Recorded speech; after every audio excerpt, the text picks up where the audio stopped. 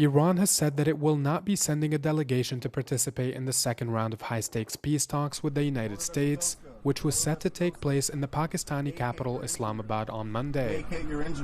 It comes after the U.S. military announced on Sunday that it had seized an Iranian-flagged commercial vessel attempting to evade the U.S. naval blockade of Iranian ports. The seizure was the first by the U.S. Navy since the blockade was instated last week, and comes in response to Iran's closing of the strategic Strait of Hormuz, which has sent global energy prices soaring.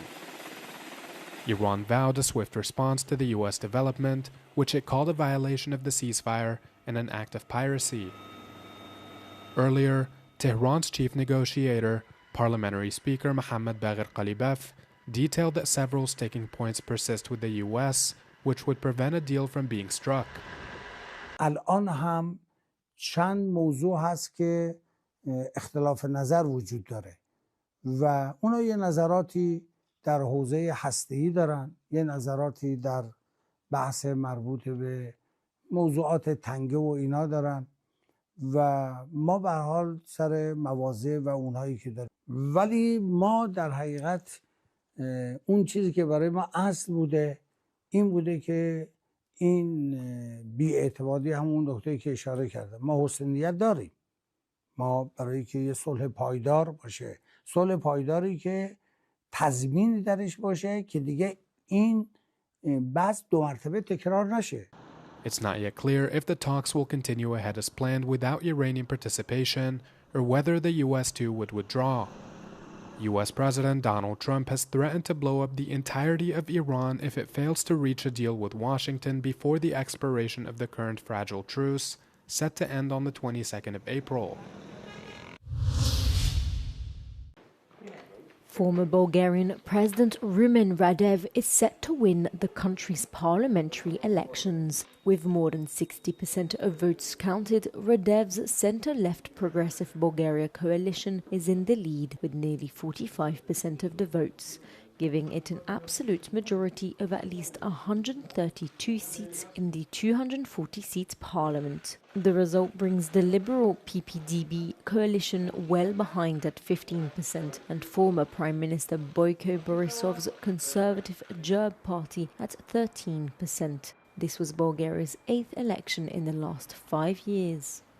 Radev ran on a pledge to fight corruption after an anti-graft movement triggered a long political crisis. He stepped down from the presidency in January to leave the movement and has promised to dismantle what he calls an oligarchic system. In terms of EU policy, Radev opposes sending arms to Ukraine, seeking closer ties with the Kremlin.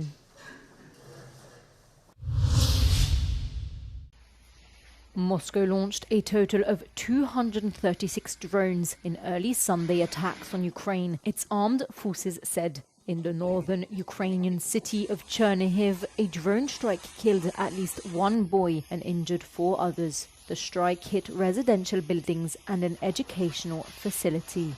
In the southern city of Kherson, a 56-year-old man was killed after a strike hit his car, according to regional officials. Firefighters also tackled widespread fires.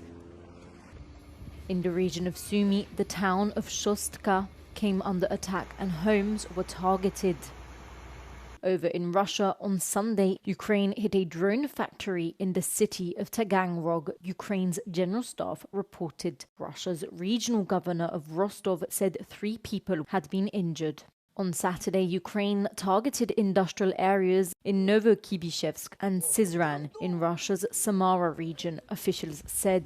A maternity ward in Novokibishevsk was also hit by a drone, but no injuries were reported, according to local authorities. A father fatally shot 8 children, 7 of whom were his own, in an attack on Sunday morning in the southern U.S. state of Louisiana. The children's ages ranged from 3 to 11 years old. 2 women were also critically wounded in the shooting, one of whom was the gunman's wife. 7 of the children were killed inside a house, and 1 was found dead on the roof after apparently trying to escape. Our officers responded, located the scene, located the 8 individuals, the children that were dead, and they tried to provide aid where they could, but ultimately were unable to save any of them. There was a child that jumped off the roof. We were able to get him to a hospital, and he is expected to survive. Police said the gunman used an assault-style weapon in the shooting. One of the women shot was the suspect's wife and the mother of 7 of the children killed. Another woman has life-threatening injuries. After police arrived, they chased the suspect, who stole a car and fled the scene. The chase ended when police shot the suspect dead. At least 3 people have been killed in another US military strike on a boat accused of ferrying drugs in the Caribbean Sea on Sunday. Authorities say the strikes are part of a campaign by the Trump administration to crack down on the smuggling of drugs into the United States. In the past week alone, strikes have killed at least 12 people. The blowing up of alleged drug trafficking vessels in Latin American waters has persisted since early September and has killed at least 181 people. The US military has yet to provide any definitive evidence that the vessels targeted were indeed carrying drugs. Other strikes have taken place in the Eastern Pacific Ocean as well. International legal experts and right groups have criticized the attacks, saying they violate international law as they have mostly occurred in international waters and apparently target civilians who pose no threat to the US. The temporary exhibition Forests Underwater at the Lisbon Oceanarium, which has been running for over a decade, is coming to an end. For over 10 years, aquarists have been maintaining this 40-metre-long aquarium in top condition every day, amounting to around 11,000 hours of specialised diving. They all had one common goal: maintaining Takashi Amano's creation. Algo impensável e nenhum outro aquário tem este número de quantidade de horas de trabalho dentro d'água. É um aquário de 40 metros, não podemos esquecer disso. É o maior Nature Aquarium do mundo ainda. E, portanto, nós temos que o dividir por zonas. Temos uma escala de mergulho e temos cerca de 3 a 4 pessoas todos os dias a mergulhar para manter exatamente tudo como o criador, Takashi Amano, assim idealizou. In addition to daily maintenance and cleaning, pruning is carried out to preserve the aquarium's design and intended shape. Landscape photographer and one of the world's most influential aquascapers, Takashi Amano, passed away 4 months after the exhibition opened. Designed for 3 years, the exhibition has far exceeded its estimated lifespan. Se estivéssemos a prolongar durante este aquário mais tempo, poderíamos estar a transgredir a visão do próprio autor do aquário, porque ao longo do tempo o aquário vai se modificando e, portanto, não seria um pouco desrespeitoso se nós quiséssemos estender por tempo indeterminado. The exhibition is available until the 30th of June, where you can take a guided tour behind the scenes of what is still the world's largest nature aquarium. Can I get 2 slices of pizza? No. Of course, honey. No! You never ever finish 2. Hello? Mr. and Mrs. Cannon, I'm Deputy Chief at the U.S. Embassy. Your daughter Katie has been found. She's alive. We're here. She's been missing for 8 years. What was our daughter doing in a 3,000-year-old sarcophagus? She just needs our care and lots of love. How many others were found? 57. How many of them were still alive? What happened to Katie? What really happened to her? Porque solo tú, Señor de los Milagros. Say something. Solo tú, Señor de los Milagros. Say something. Puedes transformar lo imposible en realidad. Say something.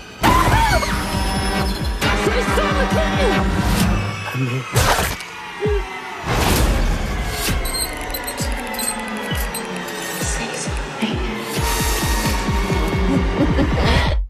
Don't worry, Grandma. It's fun to be dead.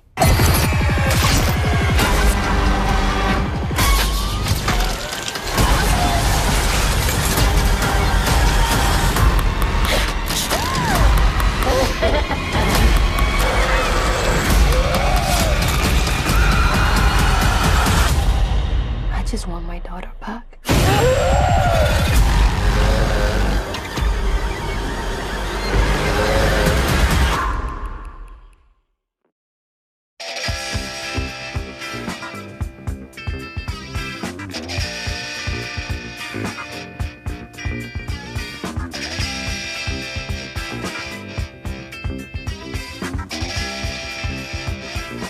Bringing together animation, live performance material, music, voiceover.